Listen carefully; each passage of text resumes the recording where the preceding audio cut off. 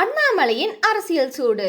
அறிவாலயத்தில் பீதி பூசல். 2021 வருஷம் தமிழ்நாடு சட்டப்பேரவை தேர்தலில் திமுக கூட்டணி எல்லா மகளிருக்கும் மாசம் 1000 ரூபாய் வழங்குற வாக்குறுதியை முன் வச்சு மக்கள் மத்தியில பெரிய எதிர்பார்ப்பை ஏற்படுத்தினாங்க.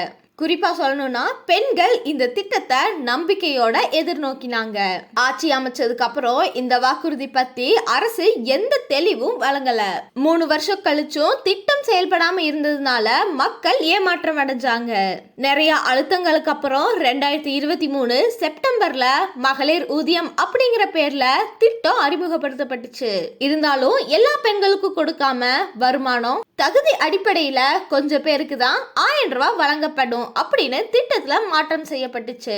திமுக அரசு அவங்களோட அனைத்து மகளிருக்கும் 1000 அப்படிங்கிற ஊதிய வாக்குறுதியில இருந்து பின்னடைந்ததாக மக்கள் எண்ணினாங்க.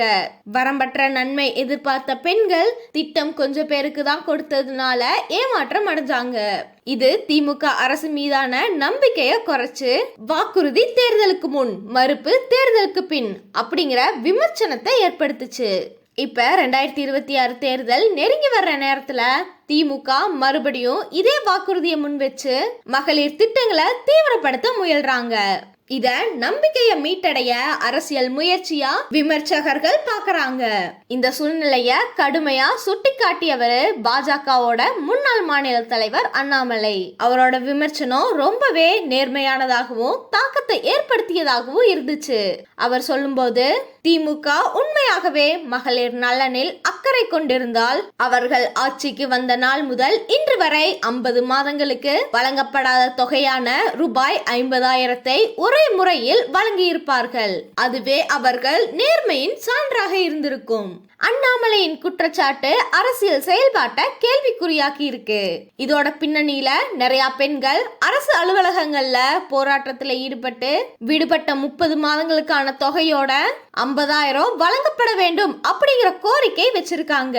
விண்ணப்பித்த நிறைய பேரு இன்னும் திட்டத்துல சேர்க்கப்படாம தவிக்கிறதுனால திட்டத்தோட செயலாக்கத்துல ஏராளமான குறைபாடுகள் இருக்குதா அப்படிங்கறதே வெளிக்கொணரப்படுது.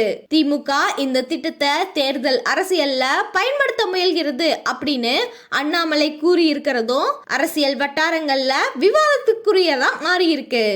இதே போல செய்திகளை உடனுக்குடன் தெரிஞ்சுக்கொள்ள சதுரங்க மீடியாவை சப்ஸ்கிரைப் பண்ணிட்டு எங்க சேனல்ல இருக்கிற வீடியோக்களையும் பாருங்க. நன்றி. இது சதுரங்க மீடியா வழங்கிய சதுரங்க செய்திகள்.